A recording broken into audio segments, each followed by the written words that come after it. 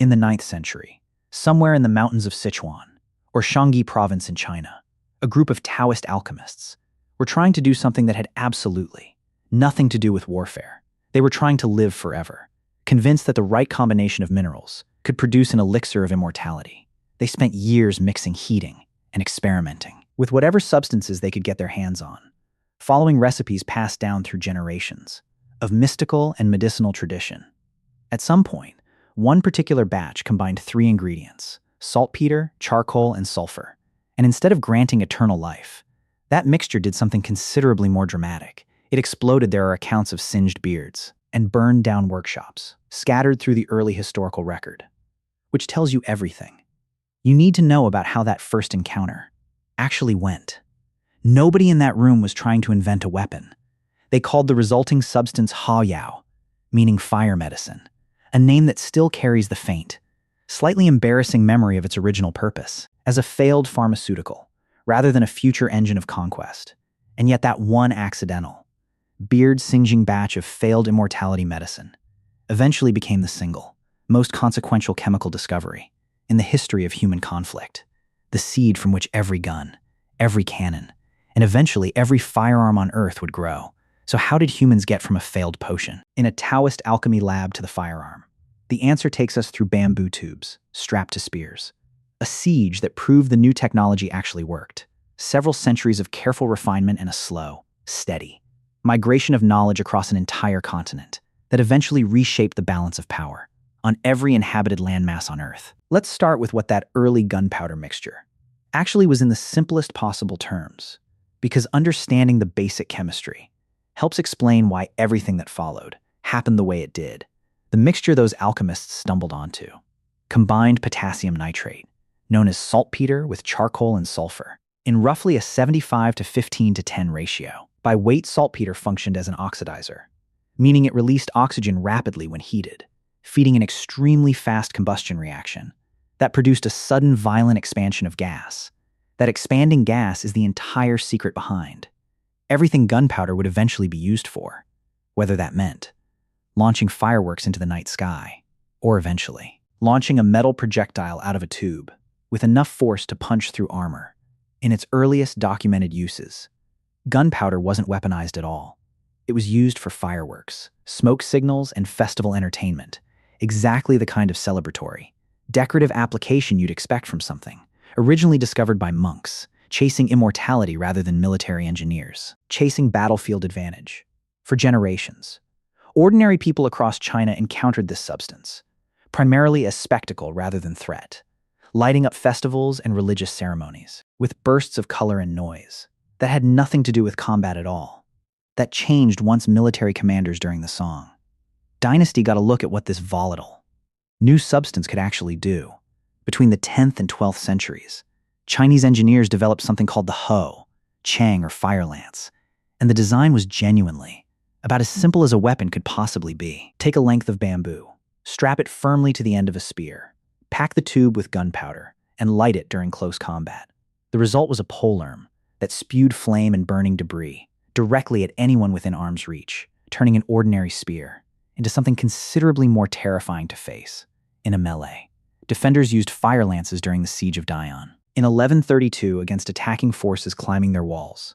And by every account, the weapon worked exactly as intended, scorching and disorienting attackers. In a way, conventional spears simply couldn't match. The psychological effect alone was significant. Soldiers who had spent their entire lives training to fight with blades and spears suddenly found themselves facing an enemy who could project fire itself. And that kind of shock often mattered as much on a medieval battlefield as the actual physical damage inflicted, once gunpowder had proven itself useful in actual combat. The pace of innovation accelerated quickly, and each successive improvement followed, a fairly logical, almost obvious next step from whatever came before it. Makers of fire lances began stuffing pellets and shards of pottery into the bamboo tubes, alongside the gunpowder, transforming a weapon that simply produced flame into one that also flung small projectiles outward with real force. This was a genuinely significant conceptual leap because it shifted the weapon's purpose from pure intimidation and burning toward actual physical penetrating injury. delivered at a distance foundational concept, underlying every firearm that would eventually follow. The next major limitation was the bamboo itself, which simply couldn't handle the pressure that more powerful gunpowder charges generated, without splitting or bursting apart in the user's own hands, occasionally injuring the very soldier wielding it. Once Chinese craftsmen learned to cast bronze tubes, strong enough to contain that pressure safely, the hand cannon was born, a weapon that used the expanding gas from gunpowder combustion to launch a single solid projectile with considerably more force and considerably more range than any bamboo fire lance ever could by the 13th century metal, barreled. Hand cannons were already in regular use across China, representing a genuine technological leap in both reliability and effectiveness compared to the earlier bamboo-based weapons. Chinese engineers also scaled the same basic concept, upward, producing devices with names like the thunderclap bomb and the heaven-shaking cannon, weapons capable of delivering genuinely high-impact explosions on a battlefield, reducing fortified positions that had previously seemed unassailable. When the Mongols invaded China in the 1200s, they encountered these gunpowder weapons firsthand during sieges, like the famous defense of Kaifeng in 1232, and the experience left a lasting impression, rather than simply being defeated by the new technology. The Mongols absorbed it, and once they had conquered China and established the Yuan dynasty, they carried gunpowder weaponry with them. As they pushed westward into new conquests across Asia and toward the Islamic world, this is genuinely one of history's more important and underappreciated technology transfers, because Mongol military campaigns functioned almost like an accidental delivery system, carrying gunpowder knowledge across enormous distances, far faster than trade caravans or diplomatic exchanges ever could have managed on their own. Spreading, a Chinese invention across the breadth of Eurasia, within the span of just a few generations. It's also worth noting that gunpowder weapons didn't develop along a single, straight line during this period. Alongside hand cannons and fire lances, Chinese military engineers also developed rockets and fire arrows, gunpowder-propelled projectiles that found use, not just in China, but eventually in Korea and India as well, traveling along separate but overlapping routes from the hand cannon's own path. Westward, these rocket weapons never fully disappeared, the way the fire lance eventually did. Once true guns matured instead, they persisted as a distinct branch of gunpowder technology, one that would resurface centuries later, in European warfare and much later still, in the earliest ancestors of modern military and space. Rocketry, the story of gunpowder. In other words, it doesn't just lead to the gun. It branches with one path heading toward the firearm and an entirely separate path heading toward the rocket, both rooted in the same accidental discovery, made by alchemists who wanted nothing to do with either outcome. From there, gunpowder technology spread outward, along multiple overlapping routes, simultaneously reaching the Islamic world, and eventually Europe, through a combination of military contact, trade, and the broader wave of cross-cultural exchange that characterized the 13th and 14th centuries. Historians studying this period point to a broader pattern, worth appreciating. Gunpowder wasn't the only major Chinese invention.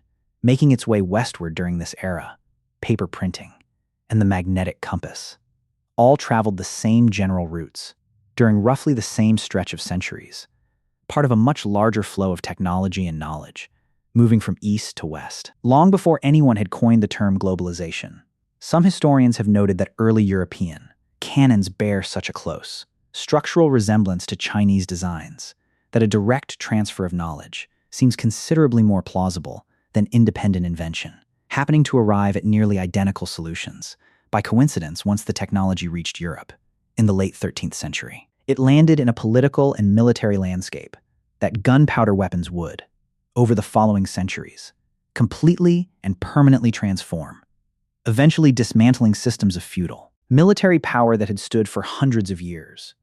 The transformation wasn't instant. Early European hand cannons, much like their Chinese predecessors, were crude, slow to reload, and difficult to aim with any real precision. Essentially, a small cannon mounted awkwardly on the end of a pole. You loaded powder and projectile into the open end, touched a smoldering ember, or a length of slow-burning cord to a small touch hole, and hoped, with considerably more optimism than confidence, that the resulting explosion would actually send the projectile somewhere useful. But even in this primitive form, The weapon carried a psychological and practical impact that traditional melee weapons simply couldn't match: castle walls that had withstood traditional siege equipment. For generations began falling to cannon fire, mounted knights in heavy armor. The dominant military force across medieval Europe, for centuries, found themselves increasingly vulnerable to a weapon that didn't care how much steel you were wearing, since enough gunpowder-driven force could punch straight through it regardless. The entire social and military order, built around expensive, heavily armored cavalry, began to wobble because a relatively cheap weapon, in the hands of a far less expensively trained soldier, could now neutralize an opponent who had spent a lifetime and a fortune preparing for combat in the traditional way. This shift had consequences far beyond the battlefield itself, reshaping the very architecture of European warfare. As cannons grew steadily more powerful and increasingly effective against vertical, stone walls, traditional castle design built around tall, thin walls meant to repel scaling attackers and arrows, became dangerously obsolete. Almost overnight in historical terms, military engineers responded by developing the Star Fort and the bastion lower-angled, thickly reinforced fortifications, specifically designed to deflect and absorb cannon fire, rather than simply standing tall and hoping for the best. The medieval castle, an architectural form that had dominated European landscapes for centuries, was gradually replaced by structures that looked almost nothing like it, all because of a weapon that had originated half a world away, in the hands of monks chasing immortality. The next, genuinely important leap came in the late 15th century, with the invention of the matchlock mechanism. And this single development is what finally turned gunpowder weapons from clumsy novelties into the backbone of organized infantry warfare across the continent. The fundamental problem with earlier hand cannons was that actually firing one required two hands and considerable coordination. One hand to steady the weapon, the other to apply a burning ember, or cord, directly to the touch hole at exactly the right moment, all while trying to actually aim at a moving target on a chaotic battlefield. The matchlock mechanism solved this elegantly by attaching a slow-burning cord, held in a curved clamp called a serpentine, directly to the weapon itself, pulling the trigger lowered that already burning cord, directly into a small pan of priming powder, igniting the main charge automatically, and freeing the shooter to actually hold and aim the weapon, with both hands right up until the moment of firing.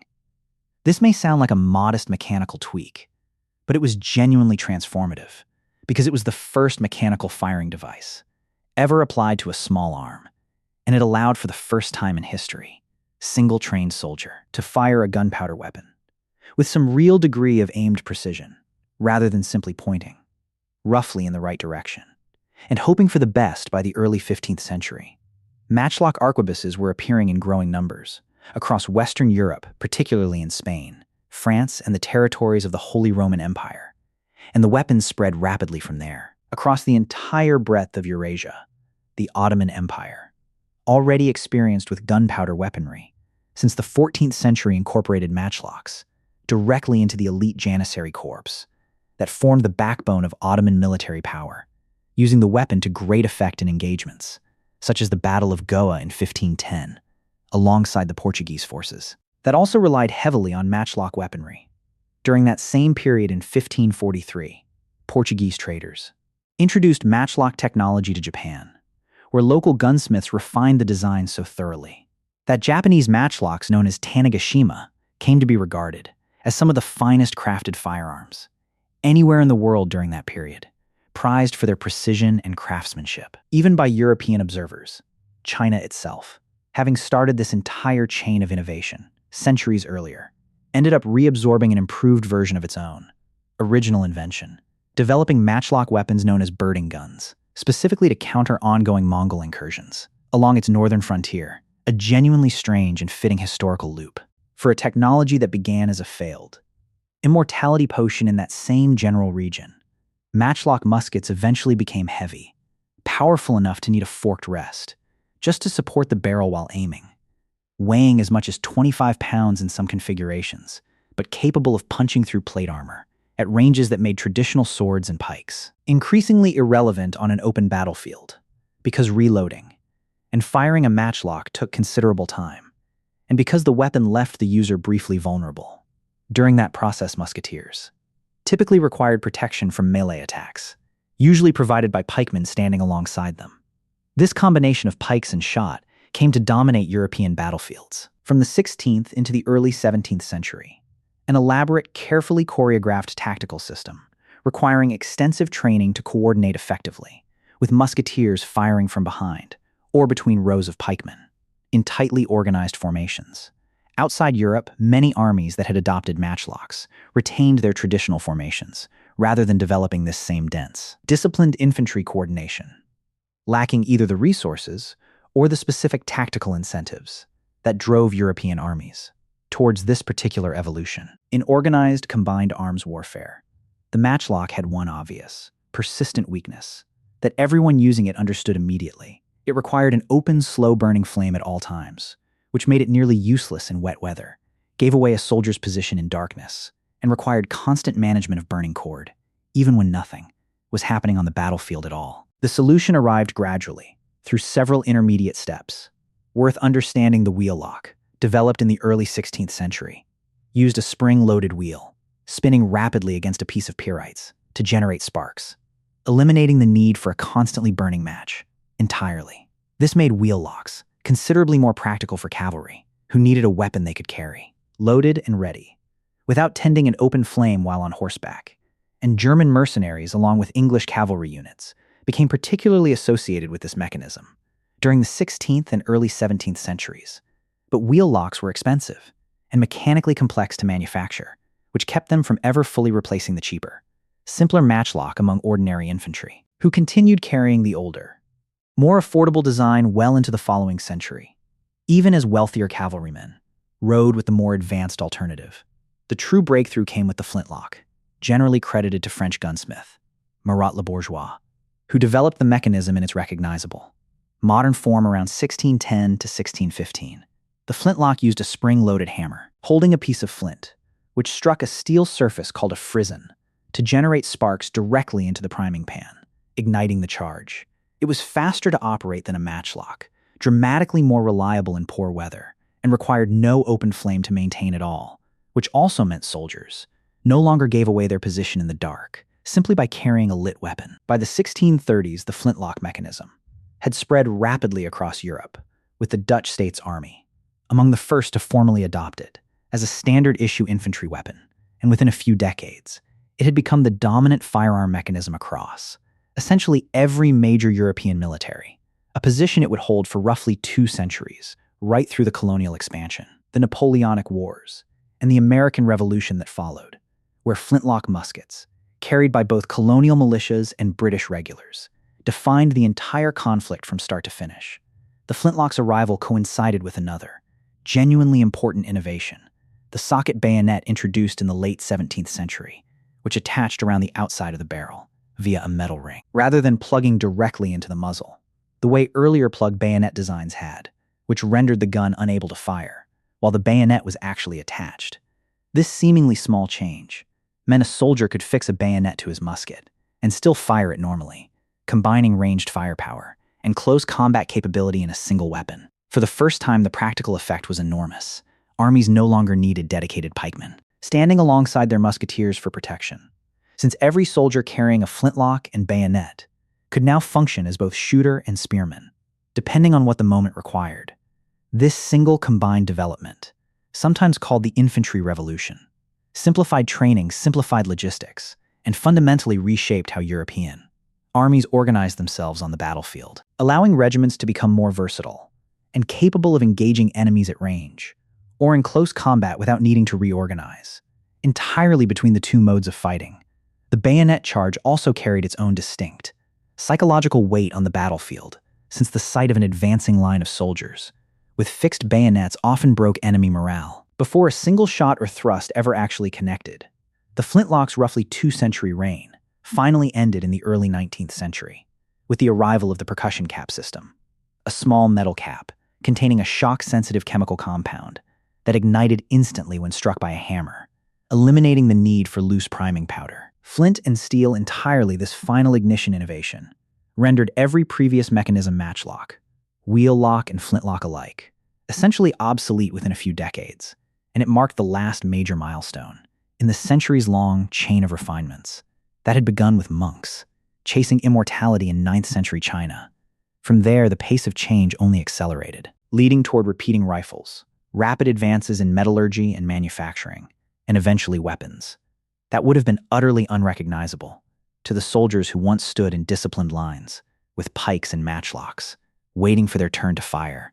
Looking back across this entire arc, from a Taoist alchemy lab in 9th century China to flintlock muskets dominating European battlefields, nearly 8 centuries later, the story of how humans invented guns is really a story about accident, accumulation, and migration, happening together over an enormous span of time.